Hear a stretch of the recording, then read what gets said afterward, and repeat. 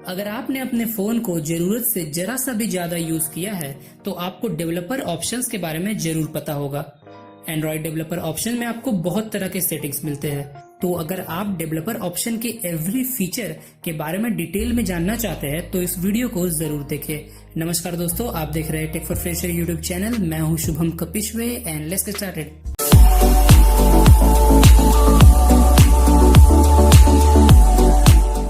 इस वीडियो में मैंने मोटो E3 यूज किया है जो एक स्टॉक एंड्रॉइड है, पर अगर आप किसी और फोन के डेवलपर ऑप्शंस में जाएंगे तो हो सकता है आपको कुछ एक्स्ट्रा ऑप्शंस भी देखने को मिल जाए।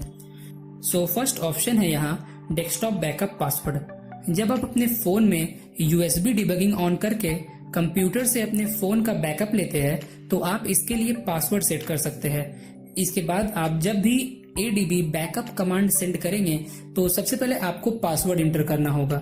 डोंट वरी, अगर आपको USB डिबगिंग के बारे में नहीं पता है, मैं आगे बात करने वाला हूँ। नेक्स्ट ऑप्शन है स्टे अवेक। इसे इनेबल करने से आपके फोन की स्क्रीन चार्जिंग के दौरान हमेशा ऑन रहेगी। नेक्स्ट है enable Bluetooth HCI snoop lock. ये ऑप्शन नॉर्मल यूजर के लिए नहीं है। इसे इनेबल करने पर आप जब भी ब्लूटूथ यूज करेंगे तो आपका फोन HCI पैकेट्स को एक लॉग फाइल में सेव करेगा और फिर बाद में वो डेवलपर या नेटवर्क इंजीनियर के काम में आता है। नेक्स्ट है OEM अनलॉकिंग। OEM अनलॉक करना या बूट लोडर अनलॉक करना सेम होता है। अगर आप अपने फोन को मैन्युअली रूट करना चाहते हैं, मतलब अपने कंप्यूटर से कमांड सेंड करके, तो उसके पहले आपको इस ऑप्शन को इनेबल करना होगा, या फिर आप कमांड सेंड करके भी इसे अनलॉक कर सकते हैं। बट आजकल जितने भी वन क्लिक रूट वाले सॉफ्टवेयर्स आते हैं वो ऑटोमेटिकली बूट लोडर को अनलॉक कर देते हैं। रनिंग सर्विसेज में आप रनिंग एप्स को चेक कर सकते हैं। एंड्रॉइड लॉलीपॉप से इस ऑप्शन को एप्लीकेशन मैनेजर से हटाकर यहाँ प्लेस कर दिया गया है, जहाँ आप डिटेल में रनिंग एप्स को चेक कर सकते हैं। नेक्स्ट ऑप्शन जो पूरे डेवलपर ऑप्शंस में सबसे ज्यादा यूज होता है वो है USB डिबगिंग। अगर आप USB डिबगिंग ऑन करके अपने फोन को PC या लैपटॉप से कनेक्ट करते हैं तो आप अपने फोन को कंप्यूटर से फुली कंट्रोल कर सकते हैं। अगर आप एक एंड्रॉइड ऐप डेवलपर है तो डायरेक्टली एप्स इंस्टॉल कर सकते हैं, अपने फोन को PC के थ्रू रूट कर सकते हैं, कस्टम रोम या कोई भी अदर पैकेज फ्लैश कर सकते हैं। नेक्स्ट है रिवोक USB डिबगिंग ऑथराइजेशंस। आप जब भी USB डिबगिंग ऑन करके फोन को PC से फर्स्ट टाइम कनेक्ट करेंगे तो आपको अपने फोन से एक परमिशन अलाउ करनी पड़ती है। इस ऑप्शन से आप वो सारे परमिशंस को रिमूव कर सकते हैं। नेक्स्ट है सेलेक्ट मॉक लोकेशन ऐप। बहुत सारे ऐप्स या फिर गेम्स जैसे पोकेमॉन गो जो लोकेशन ट्रैक करते हैं वो इस परमिशन को यूज करते हैं और मैन्युअली लोकेशन डिटेल्स इनपुट करते हैं। कुछ लोग इस ऑप्शन को Foursquare जैसे गेम्स में चीट करने के लिए भी यूज करते हैं। Enable view attribution inspection.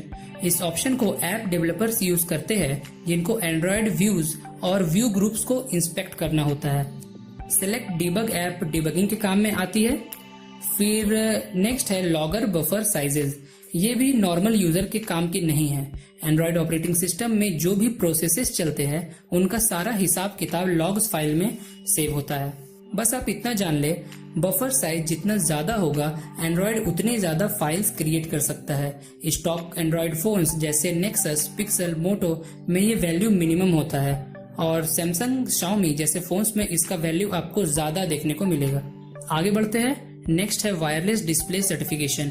ये कुछ काम की नहीं है। इसके बाद इनेबल वाईफाई वर्बॉस लॉगिंग। ये भी ऐप डेवलपमेंट में यूज होता है जब डेवलपर को वाईफाई से रिलेटेड मोर इन्फॉर्मेशन की जरूरत पड़ती है। नेक्स्ट है aggressive wifi to cellular handover. इसे इनेबल करने पर जब आपका वाईफाई स्लो चलेगा तो नॉर्मली क्या होता है, आपको मैन्युअली वाईफाई ऑफ करके मोबाइल डेटा ऑन करना पड़ता है, बट इस केस में एंड्रॉइड फोर्सफुली वाईफाई से मोबाइल डेटा में ऑटोमेटिकली स्विच हो जाएगा। फिर आता है ऑलवेज अलाउ वाईफाई रोम स्कैन्स।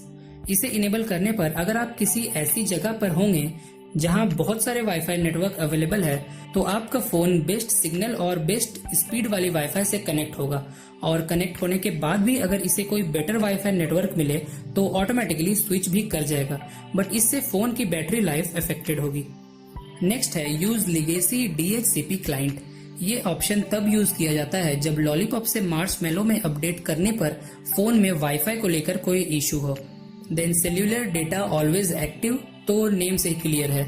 इससे फोन का मोबाइल डेटा हमेशा ऑन रहेगा, जिससे आपका phone wifi to mobile data easily switch कर पाएगा। फिर आता है सेलेक्ट यूएसबी कॉन्फ़िगरेशन। यहाँ आप यूएसबी कनेक्शन के लिए डिफरेंट प्रोटोकॉल्स यूज कर सकते हैं।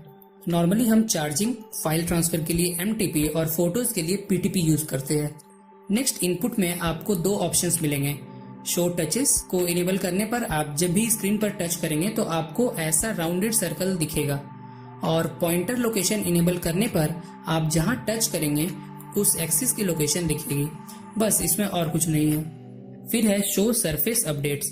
इससे जब भी सरफेस एलिमेंट्स अपडेट होगा तो ऐसे कलर्स आपको देखने को मिलेंगे। शो लेआउट बाउंड से आप सभी एलिमेंट का लेआउट, विड्थ एंड हाइट देख सकते हैं। ये ऑप्शन भी डेवलपर के ही यूज में आती है। फोर्स आरटीएल लेआउट डायरेक्शन से आपका स्क्रीन राइट टू लेफ्ट हो जाएगा।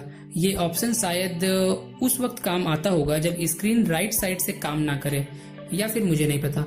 इसके बाद जो तीन ऑप्शंस है, window animation scale, transition animation और एनिमेटेड ड्यूरेशन, इससे आप एनिमेशंस को कंट्रोल कर सकते हैं। अगर आपके पास कोई पुराना फोन है जिसमें स्टोरेज खाली होने के बावजूद वो स्लो चलता है, तो इन तीनों ऑप्शन को ऑफ कर दे। इससे आपका फोन थोड़ा फास्ट जरूर होगा। साइम्युलेट सेकेंडरी डिस्प्ले से आप अनदर डिस्प्ले सेटअप कर सकते हैं, जैसे टीवी या कोई अनदर स्क्रीन। इसके बाद फटाफट चलते हैं हार्डवेयर एक्सेलरेटेड रेंडरिंग की तरफ। फोर्स जीपीयू रेंडरिंग यूज करने पर आपके सारे नॉर्मल एप्लीकेशंस और गेम्स जो जीपीयू को यूज नहीं करते हैं, वो भी जीपीयू के थ्रू डिस्प्ले होंगे। इससे उनकी डिस्प्ले क्वालिटी तो बढ़ जाएगी, बट फोन की बैटरी लाइफ अफेक्टेड होगी। Next, show GPU updates.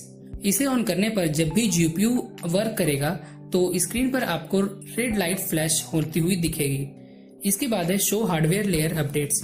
इससे जब भी फोन की स्क्रीन जीपीयू यूज करके डिस्प्ले होगी तो आपकी स्क्रीन पर ग्रीन लाइट फ्लैश होगा। इसके बाद है फोर्स 4x MSAA। MSAA का मतलब है मल्टी सैम्पलिंग एंटी एलाइजिंग। अगर आपके फोन में अच्छा प्रोसेसर और जीपीयू है तो आप इसे इनेबल कर सकते हैं। इससे इमेजेस और बेसिकली गेमिंग के टाइम ग्राफिक क्वालिटी बहुत इंप्रूव होती है, बट ओनली जब आपके फोन में हार्डवेयर अच्छे हो। इसके बाद है डिसेबल हार्डवेयर ओवरलेस। नॉर्मली आपका फोन किसी भी ग्राफिक एलिमेंट जैसे इमेज, वीडियो या ऐसे कोई भी एलिमेंट डिलीवर करने के लिए सीपीयू एंड जीपीयू दोनों यूज करता है। इसे इनेबल करने पर वो सिर्फ सीपीयू यूज करेगा, जिससे आपके फोन की बैटरी लाइफ इंप्रूव होगी, बट परफॉर्मेंस सही नहीं मिलेगी। डिसेबल यूएसबी ऑडियो राउटिंग को इनेबल करके आप अपने फोन को यूएसबी स्पीकर से कनेक्ट नहीं कर पाएंगे। मॉनिटरिंग में सबसे पहले स्ट्रिक्ट मोड इनेबल्ड मिलता है। इसे बताना जरा टेक्निकल हो जाएगा, तो फिलहाल मैं इसे अवॉइड करता हूँ। इसके बाद ऑप्शन है शो सीपीयू यूसेज। इससे सिंपली आपके फोन में सीपीयू यूसेज डिस्प्ले होगी, देखिए कुछ इस तरह से।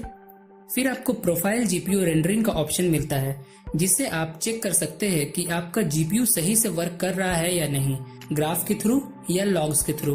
बट ये डेवलपर्स के काम की चीज है, आपको समझ में नहीं आएगी, बट फिर भी आप इसे जरूर देख सकते हैं। इनेबल ओपन जीएल ट्रेस भी हमारे किसी काम की नहीं है। नेक्स्ट आते हैं लास्ट सेक्शन, एप्स की तरफ।